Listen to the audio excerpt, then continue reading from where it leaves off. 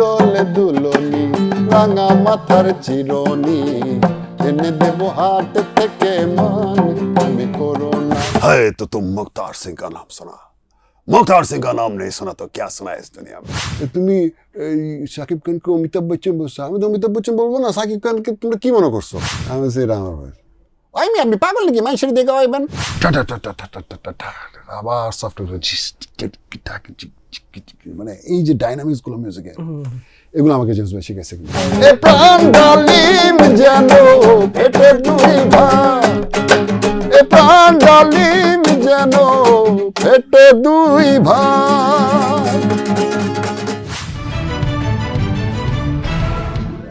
দর্শক, rhythm of টাইমসে সবাইকে স্বাগত। আজ আমাদের সাথে আছেন রকস্টার পান্থ কানাই। দাদা কেমন আছেন? হ্যাঁ বাপ্পা, ভালো। কেমন চলছে সবকিছু? হ্যাঁ, খুব ভালো। প্রথম অ্যালবাম থেকেই আপনার জনপ্রিয়তা শুরু হয়ে যায় এবং তার আগে বাদক হিসেবেও কাজ করেছেন। গানের শুরুটা কিভাবে হয়েছিল?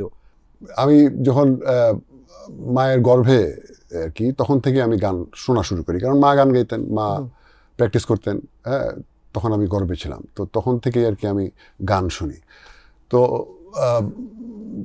যখন আমি খুব ছোট ছিলাম, মানে 3-4 বছর বয়সে, তখন থেকে আমার রিদম বাজানোর উপর একটা আলাদা একটা ফ্যাসিনেশন ছিল। তো আমি মায়ের কাছ থেকে শুনেছি যে আমি যখন হামাগুড়ি দিতাম, তখন আমাদের চিরঙের বাসায়, মানে টিনের চালের বাসা ছিল আমাদের, একটা বাংলো টাইপের, পাহাড়ের একদম নিচে বাসাটা, গাছগাছালিতে ভরা। আমার সেই পুরনো বাসাটার স্মৃতি এখন আমার মনে পড়ে। আমার মার সাথে যিনি সঙ্গত করতেন তবলায়, আমার ওস্তাদ স্বদেশ রঞ্জন দাস, ওস্তাদ স্বদেশ স্যার, উনার কাছ থেকে আমার প্রথম মানে তবলায় হাতে খড়ি আর কি। যখন আমার অক্ষর জ্ঞানও হয় নাই, তখন থেকে আমি আর কি তবলা শেখা শুরু করি। তো আমি প্রায় 12 বছর আর কি, 12-13 বছর হবে আমি টানা ক্লাসিক্যাল, ইন্ডিয়ান ক্লাসিক্যাল তবলা আমি আর কি শিখছি। আপনি তো অনেকের সাথে কাজ করেছেন, দেশের অনেক গুণী শিল্পীদের সাথে কাজ করেছেন। হ্যাঁ, সব গুরুজন যারা, তাদের সাথেও কাজ করেছেন, সমসাময়িকদের সাথেও কাজ করেছেন। সবচেয়ে কাদের সাথে কাজ করতে গিয়ে নিজেকে আরো এনরিচড হয়েছেন বলে মনে হয়? মেট্রোনমে কিভাবে বাজাতে হয় একজন ড্রামার হিসেবে, রেকর্ডিংয়ে কিভাবে রেকর্ড করতে হয়, সমস্ত টেকনিক্যাল জ্ঞানগুলো আমাকে পার্থদা শিখাইছে। সোলসে আমি জয়েন করি অ্যারাউন্ড 93 দিকে। এরপর প্রায় 5-6 বছর সোলসে বাজাই। এরপরে আমি 98-এ নগর বাউলে জয়েন করি। নগর বাউল ব্যান্ডটা আর কি আমরা ফাউন্ড করি জেমস ভাইয়ের সাথে। জেমস ভাইয়ের সাথে কাজের এক্সপিরিয়েন্সটা কেমন ছিল, মানে মিউজিশিয়ান হিসেবে? তো মানে জেমস ভাইয়ের মতো একজন মিউজিশিয়ান, মানে ওনার সাথে কাজ করতে পারা যে কি ভাগ্যের একটা ব্যাপার, সেটা যে কাজ করে না সে বুঝতে পারবে না। ওনার কাছ থেকে শেখার যে কত কিছু আছে, যে মিউজিকের যে ডাইনামিক্স। সোলসে এক জিনিস শিখছি, কীভাবে স্টেডি বাজাতে হয়, অনেক কিছু। আর জেমস ভাইয়ের কাছ থেকে শিখছি যে ব্যাকরণটা তুমি কীভাবে ভাঙবে, তুমি ব্যাকরণ জানো। আর আমাকে বলছে যে তুই ব্যাকরণটা ভাঙ, তুই তো ব্যাকরণ জানিস। এই যে ব্যাকরণ ভাঙা, ব্যাকরণের বাইরে এসে একটা কিছু করা, হ্যাঁ, এবং এই যে মিউজিক যে একটা ওয়েভ, একটা স্রোতের মতো। আমার মনে আছে আমাকে বলছিল যে তুই তো সাগর পাড়ের ছেলে, সাগরের ঢেউ দেখিস না, যে ঢেউ আসে আবার যায় আবার আসে, হ্যাঁ, উঠে আবার নামে, উঠে আবার নামে। এই যে ঢেউ, মিউজিকটা একটা ঢেউ, একটা তরঙ্গ। হ্যাঁ, এই যে ডাইনামিক্স মিউজিকের, যে হঠাৎ আবার সফটওয়্যার,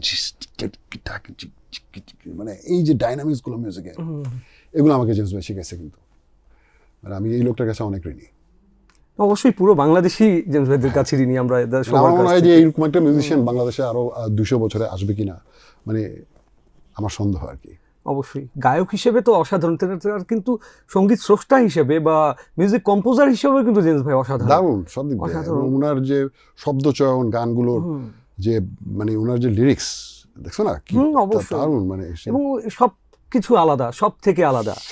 ওই সময় আমরা দেখেছি যেমন হুমায়রার নিঃশ্বাস চুরি হয়ে গেছে, বা সুস্মিতার সবুজ ওড়না উড়ে যায়, মানে পুরো বাংলাদেশকে এইভাবে চিত্রিত করা, বাংলার লাঠিয়াল, হাউজি, বিভিন্ন ধরনের কাজ কিন্তু এগুলো বাজানোর জন্য আমি জেমস ভাইয়ের কাছে চলে আসছি। মানে এক রাতে আমি সোলস ছেড়ে দিছিলাম, আমার মনে আছে, বুঝছো।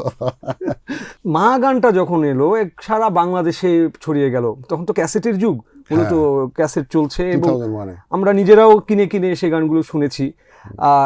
এই মা গান গাওয়ার পরে ক্যারিয়ারে কতটা বাকবদল হলো আপনার মনে হয়? মানে আমি যে গান গাইবো, মানে এটা আসলে আমি কখনো চিন্তাও করিনি। আমি মনে প্রাণ একজন রিদম প্লেয়ার, একজন মিউজিশিয়ান, মানে গান গাবো এটা আমি কখনো ভাবিনি।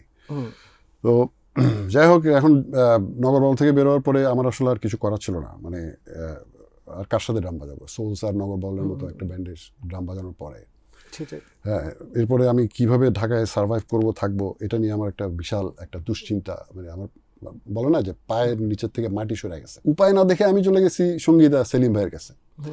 তো সেলিম ভাইয়ের কাছে গেছি, সেলিম ভাইয়ের বলছি যে সেলিম ভাই, এই 4-5টা গান আমার আছে, আমি আরো গান কিছু করতেছি, তো আপনি আমাকে ঢাকায় থাকার মতো একটা সিস্টেম করে দেন, যে মানে আমাকে একটা মিক্স অ্যালবামটা কিছু করে দেন, আমি গান এগুলো আপনাকে কমপ্লিট করে দিচ্ছি, যে এই গানগুলো আপনি কাউকে দিয়ে গাওয়ান, আমাকে কিছু টাকা দেন, আমি ঢাকায় সার্ভাইভ করতাম, ঘর ভাড়া দিতে হবে, এরকম একটা অবস্থা। সেলিম ভাই তো কীভাবে কথা বলে, তুই তো জানো বাবা, দেখি দেন তো। দিলাম ওনাকে ক্যাসেট, তারপরে উনি ছাড়লো, ওনার পাশে একটা রেকর্ডার থাকতো সবসময়। তো ছাড়ার পরে শুনি বলে, এই গানটা কে গেছে? আমার যে ভয়েস কার, ডামিটা আমার দেওয়া ছিল। আমি বলছি এটা আমার ভয়েস। আপনি পাগল নাকি, মানুষের দিকে গাইবেন? পুরান ঢাকার টোনে উনার স্পেশাল টোন ছিল, এই করোনার সময় মারা গেছে বেচারা, আমার খুব খারাপ। অনেকেই হারিয়েছি আমরা করোনায়। বলে কি, যাই করেন না কেন, আপনি গাইবেন, সোজা কথা, ব্যান করেন, সোলো করেন, আপনি এই গানগুলো আমার কমপ্লিট করে দেন, আমি আপনার টাকা দিতেছি। হ্যাঁ, তো উনি আমাকে 10,000 টাকা দিল। আমার খুব তখন টাকার দরকার, খুব দরকার, ঢাকা থাকতে হবে, ঘর ভাড়া দিতে হবে। আর ওই সময় 10,000 টাকাও বেশ অনেক টাকা, 5,500 টাকা আমার ঘর ভাড়া। গান কমপ্লিট করলাম পুরো তাণ্ডব, ও ব্যান্ডের নাম দিলাম তাণ্ডব। তারপরে মা শিরোনামে আর কি অ্যালবাম, এই যাত্রা শুরু। মা গানটাই একবার শুনে ফেলবো নাকি? হ্যাঁ শিওর। এই পৃথিবী কত সুন্দর, সবচেয়ে সুন্দর আমারই দেশ। এই পৃথিবী হাজারো মানুষের ভিড়ে, সবচেয়ে প্রিয় মুখ আমার মা, ও আমার মা, ও আমার মা, সে যে আমার মা, মা গো।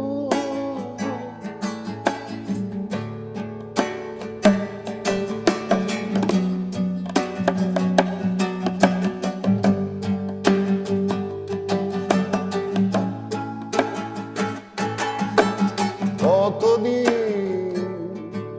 কত রাত্রি উপোস থেকে অন্ন দিয়েছে তুলে আমার মুখে, কত আশা অপূর্ণ রেখে আমার চাওয়া দিয়েছে পূরণ করে। সেই ঋণ তো পারবো না কখনো শোধ করতে, আমার মায়ের কাছে, ও আমার মা, ও আমার মা, সে যে আমার মা, মা গো। এই পৃথিবী কত সুন্দর, সবচেয়ে সুন্দর আমারই দেশ। এই পৃথিবী হাজারো মানুষের ভিড়ে, সবচেয়ে প্রিয় মুখ আমার মা, ও আমার মা, ও আমার মা, সে যে আমার মা, মা গো। অসাধারণ, অসাধারণ। Thank you. অনেক ধন্যবাদ, অনেক ধন্যবাদ। পুরো ইন্ডাস্ট্রিতে তখন সবাই আমাকে তখন মিক্স অ্যালবামে অফার করা শুরু করলো যে পান্থ তোমাকে গান গাইতে হবে মিক্স অ্যালবামে আস্তে আস্তে। এই যে তারপর বাসুদেব আসলো, বাসুদেব ঘোষ, অসাধারণ কম্পোজার, অসাধারণ কম্পোজার, চলে গেছেন। অসাধারণ সুরকার, উনিও চলে গেছেন, এখন অসাধারণ। পৃথিবীতে নাই। তার যে সুর, যে সুরের বিন্যাস, বিশেষ করে নোটের ব্যবহার, ক্লাসিক্যাল, ওয়েস্টার্ন, ইস্টার্ন দুইটা ক্লাসিক্যালি খুব ভালোভাবে ব্লেন্ড করে, অদ্ভুত, এবং আমাদের লোকজ সঙ্গীত সাথে সাথে অসাধারণ। রক ফিউশন, মানে রক ফিউশন এবং জানা মিউজিশিয়ান, সেটাই, মানে এত পরিপাটি এবং এত জানা মিউজিশিয়ান কিন্তু এত আন্ডাররেটেড থেকে গেলেন, মানে এটা একটা দুঃখেরই বিষয়। বাসুদার চলে যাওয়া এবং প্রাপ্য সম্মানটা হয়তো আমরা দিতে পারিনি তাকে। আমরা পারি নাই দিতে। এর মধ্যে আমার বন্ধু প্লাস 1-2 বছরের সিনিয়র হবে, রক স্টারটাতে গিটার বাজাতেন, মেহেদী হাসান, রক স্টার পুরা, যেহেতু রক স্টারটাতে একদম ও দেখলাম রক মক ছাইরা ও হঠাৎ করে এই মানে কম্পিউটার নিয়ে খুব বিজি। আমাকে বলছে পান্থ কম্পিউটার দিয়ে কিন্তু মিউজিক করা যায়। আমি কি বলেন, মানে তখন কম্পিউটার দিয়ে কিন্তু কেউ মিউজিক করে, মানে তখন সফটওয়্যার বেস। আপনি কি কম্পিউটার দিয়ে কিভাবে মিউজিক, তোমাকে আমি দেখাবো, দাঁড়াও তোমাকে আমি দেখা, বলি চলো আমরা একটা কাজ করি। আমাদের কি বলে, কি চলো আমরা একটা রিমিক্স অ্যালবাম করি। রিমিক্স অ্যালবাম, তখন আমি মানে আমার নিজের মৌলিক গানটা নিয়ে মেদি ভাই আপনি পাগলামি করেন না হুদাই, মানে এই যে রিমিক্স অ্যালবামটা এখন এই যে কে শুনবে, বলে কি চুমকি টুমকি এগুলো করবো নীলদরি, আমি শুনে আমি খুব ডিজার্টেড, আমি মেদি ভাই এগুলো কেউ শুনবে না, শুধু শুধু হুদাই এখন আমি। কিন্তু এটা তো বাংলাদেশে বিপ্লব হয়ে গিয়েছিল, তাই না? পরে আমি আর কম্পিউটার দিয়ে আপনি কি মিউজিক করবেন ভাই, আপনি একটা রক মানুষ, হ্যাঁ রকার আপনি, হঠাৎ করে। তারপর দেখি না, তারপরে বাসায় ডাকলো, গেলাম, জোর করে আমার গাওয়াইছে, ওরে নীলদরিয়া, চুমকি, সিএমবির ব্যানারে 5টা পুরো সিরিজ বেরিয়েছে অ্যালবাম, তোমার তো মনে আছে? মনে আছে অবশ্যই। এই এই ওই গানগুলো গাওয়ার পরে না, মানে গাইছি, অ্যালবামটা বেরোচ্ছে কোন এক ঈদের আগে, ওই সময় 2002 সালে, ম্যাসিভ হিট হয়ে গেছে। মনে আছে? মানে চুমকি সবখানে মানে ফাটায় বাজছে, সেটাই, যে কোনোখানে সব গানগুলো তো কালজয়ী গান, তার সাথে আপনার যে টোন, সেটার মিক্স আপ এবং কম্পোজিশন ওই সময় মিলে, এটা একদম যে পুরোনো গানকে নতুন আদলে সমসাময়িক সাউন্ডে শুনতে পাওয়া, এটা কিন্তু খুব বড় একটা ম্যাজিক ছিল। ভোকাডার ইউজ করা, বিভিন্ন রকম অ্যাপগুলো ইউজ করা, এরপর থেকে শুরু হয়েছে। জীবনের তো একটা বড় অংশ গান নিয়ে কাজ করলেন, এই মুহূর্তে এসে জীবন আপনার কাছে কি, কিভাবে দেখেন জীবনকে? জীবন, আহারে জীবন, এই জীবনটা তো যদি 4টা বিস্কিট হয়, 3টা তো খাওয়া শেষ আমার, মানে আমার মনে হয় আমার 3টা বিস্কিট খাওয়া শেষ অলরেডি। আরেকটা আছে, ওটা চুষে চুষে খাচ্ছি, যত কম সময় খাওয়া যায়, যত দীর্ঘক্ষণ ধরে খাওয়া যায়। এখন এসে আর কি মনে হচ্ছে যে আরো আস্তে আস্তে খাই, যেন আর কিছুদিন থাকি, আরো কিছু ভালো কাজ। আমার মনে হয় এখনো কিছু করতে পারি নাই আর কি, মানে কিছুই করা হয় নাই। সর্বশেষ আমরা আপনাকে অভিনেতা হিসেবেও দেখতে পাচ্ছি, এবং একটা সিনেমায় আপনি কাজ করেছেন এই ঈদেরই, যেটা রকস্টার শাকিব খানের সাথে কাজ। এই সিনেমার অভিজ্ঞতা আমাদের যদি বলতেন, যে অভিনয়ে কেন আসলেন? অভিনয় মানে অভিনয়, আমি তো অভিনয়ের কেউ না, মানে এমনি তো ছোটবেলায় আর কি চাইতাম খুব, মানে তখন আর কি এই যে অমিতাভ বচ্চন ছিল আমার খুব ফেভারিট আর কি। কারণ বাবা যখন ভিসিআর কিনলো, যখন মানে ভিসিআর বের হলো, ক্যাসেট এনে এনে আমরা যে দেখতাম, তখন আমাদের বাসায় যে প্রথম ভিসিআরটা আনছে, ওটাতে যে ক্যাসেটটাতে যে প্রথম সিনেমাটা আমার বাবা ছাড়ছে, ওটা ছিল অমিতাভ বচ্চনের খুদ্দার সিনেমা। এরপর কালিয়া বের হলো, অমিতাভ বচ্চন, মানে পরপর অমিতাভ বচ্চনের অনেকগুলো ছবি দেখতে। তখন থেকে অমিতাভ বচ্চনকে আমার হেভি লাগতো, লম্বা চওড়া টল ফিগার, দেখতে, গলার ভয়েস, অ্যাক্টিং দুর্ধর্ষ। আমার এখনো মনে আছে ওনার ডায়লগ, হায় তো তুম মুখতার সিং কা নাম শোনা, মুখতার সিং কা নাম নেই শোনা তো ক্যা শোনা ইস দুনিয়া মে। দেখলাম যে আপনি শাকিব খানকে অমিতাভ বচ্চনের সাথে তুলনা করেছিলেন, এটা নিয়ে বেশ নানা ধরনের কথা হচ্ছে। আপনি আসলে এই বিষয়ে আমাকে বলছে ফোন করে, তুমি এই শাকিব খানকে অমিতাভ বচ্চন বলছো, আমি তো অমিতাভ বচ্চন বলবো না, শাকিব খানকে তোমরা কি মনে করছো? মানে শাকিব খান মানে আমাদের বাংলাদেশের যদি মানে আজ থেকে যদি এখন মানে উনি তো 27 বছর ধরে বাংলাদেশে মানে একটা জায়গা ধরে রাখছে, টপমোস্ট জায়গা ধরে রাখছে।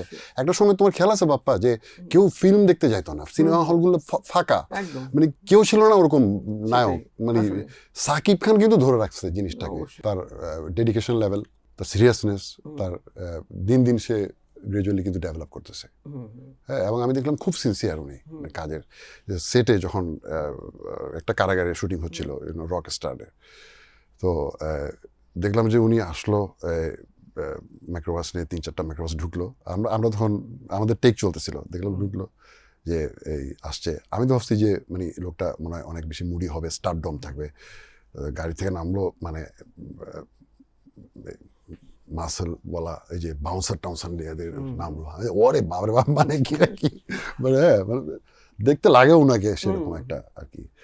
তারপরে না দেখলাম লোকটা খুব ভালো, খুব অন্তর ভালো মানুষ, মিষ্টি মিষ্টি হাসে, দূর থেকে আমাদের দেখতেছিল, যে আমাদের টেকগুলো দেখতেছিল, আমার দিকে তাকাতে মিষ্টি মিষ্টি হাসতেছিল। তো আমি একটা লুক দিলাম। তারপরে আমাদের ডিরেক্টর আজমান রুশো মানে আমাদেরকে পরিচয় করে দিল। তো আমি বলি যে পান্থদা আপনাকে তো আগে থেকে চিনি, মানে উনি আমাকে চিনি আগে থেকে, কারণ ছোটবেলা থেকে আমিও সাকিব খানের ফিল্ম দেখতেছি, সাকিব খানও ছোটবেলা থেকে আমার গান সমসাময়িক বিষয়টা একদমই তাই। সেই সাথে এই সিনেমার একটি গান খুবই জনপ্রিয় হয়েছে, পিরিতি, যেটা নামার পরপরই দারুণ জনপ্রিয় হয়ে উঠেছে। গানটা কি একটু শোনাবেন কিনা আমাদের দর্শকদের জন্য? হ্যাঁ, শিওর।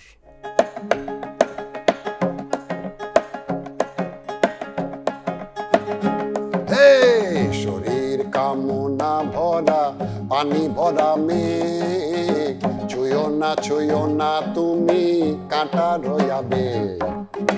শরীর কামনা ভরা পানি ভরা মেঘ, ছুঁয়ো না তুমি কাঁটা রয়াবে। একে একে সব দেই বধুয়ারও কাছে, আমাকে গলাও তুমি আগুনের আছে। একে একে সব দেই বধুয়ারও কাছে, আমাকে গলাও তুমি আগুনের আছে। আমার প্রেমের কথা বধুয়া না বলো, কামার যাতনায় আমি ঢলো ঢলো। আমার প্রেমের কথা বধুয়া না বলো, কামার যাতনায় আমি ঢলো ঢলো। প্রীতি জানে না কালা কোন সঙ্গে রাগ, এ প্রাণ ডালিম যেন ফেটে দুই ভাগ। প্রীতি জানে না কালা কোন সঙ্গে রাগ, এ প্রাণ ডালিম যেন ফেটে দুই ভাগ।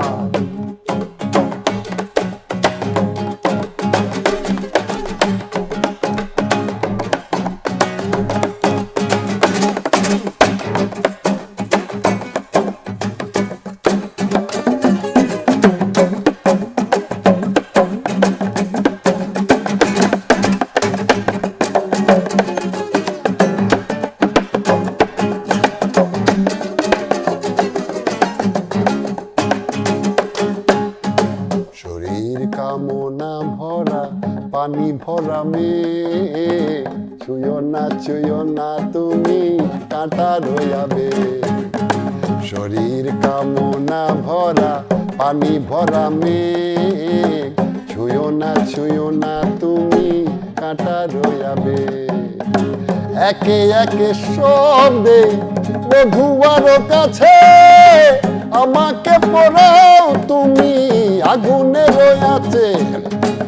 একে একে সব দেই বধুয়ারও কাছে, আমাকে গলাও তুমি আগুনের আছে। আমার প্রেমের কথা বধুয়া না বলো, কামার যাতনায় আমি ঢলো ঢলো। আমার প্রেমের কথা বধুয়া না বলো, কামার যাতনায় আমি ঢলো ঢলো। প্রীতি জানে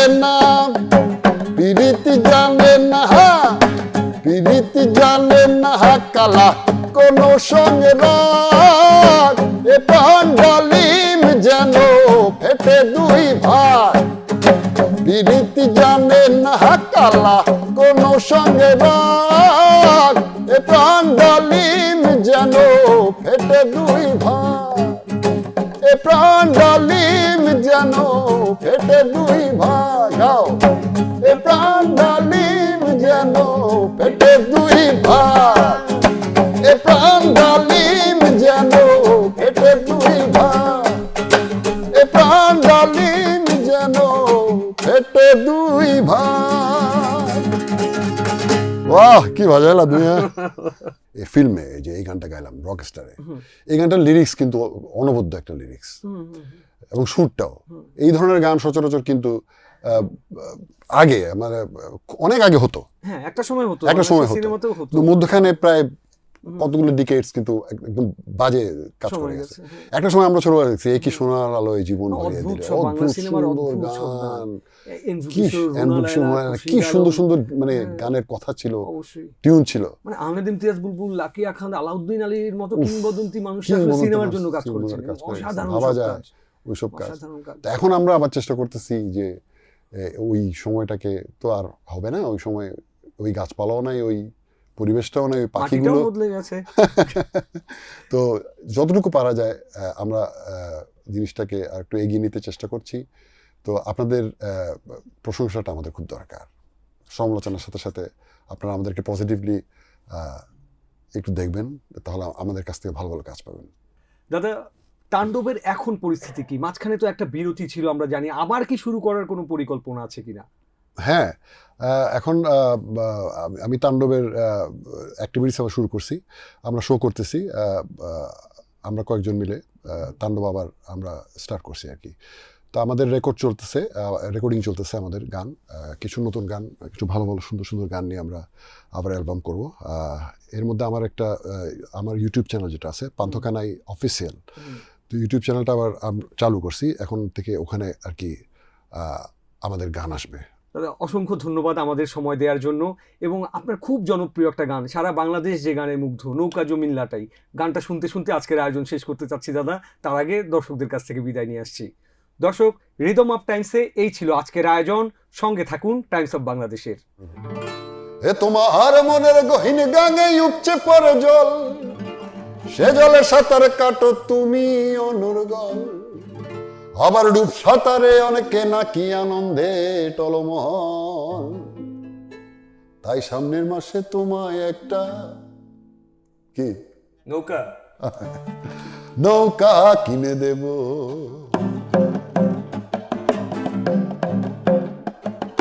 তোমার মনের গহীন গাঙে উপচে পড়ে জল,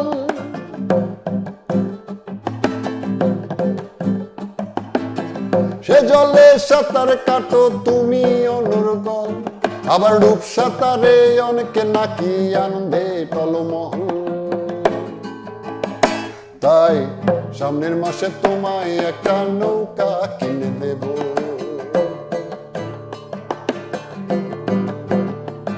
আরে তোমার মনের গহীন গাঙে উপচে পড়ে জল, সে জলে সাঁতার কাটো তুমি অনুর্গল, আবার ডুব সাঁতারে অনেকে নাকি আনন্দে টলমল, তাই সামনের মাসে তোমায় একটা নৌকা কিনে দেব।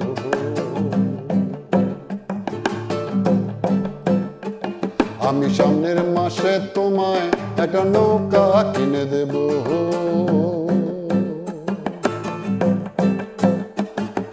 তোমার বাগান জুড়ে নাকি ফুটেছে এক ফুল, সে ফুলের গন্ধ নিতে অনেকে ব্যাকুল ব্যাকুল। তোমার বাগান জুড়ে নাকি ফুটেছে এক ফুল, সে ফুলের গন্ধ নিতে অনেকে ব্যাকুল, আবার সেই বাগানের মালিক হতে কেউ বা ছিঁড়ছে চুল, তাই সামনের মাসে তোমায় একটা জমিন কিনে দেব।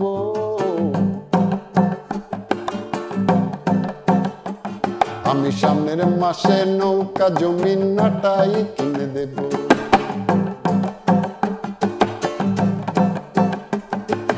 তোমার আকাশ জুড়ে নাকি হাজার তারার দল,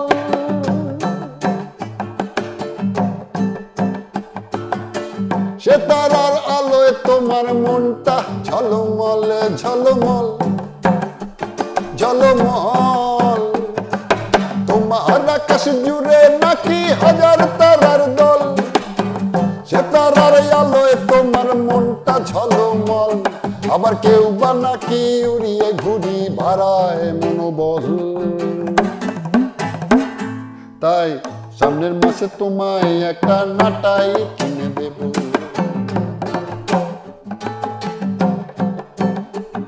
আমি সামনের মাসে তোমায় একটা নৌকা কিনে দেব।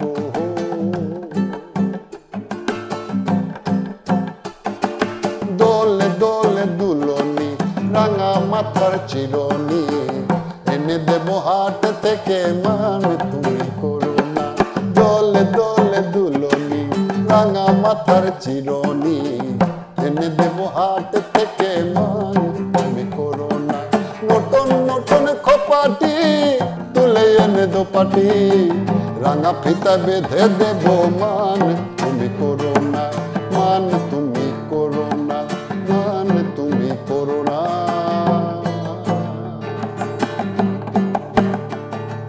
তোমার মনের গহীন গাঙে উপচে পড়ে জল, সে জলে সাঁতার কাটো তুমি অনর্গল।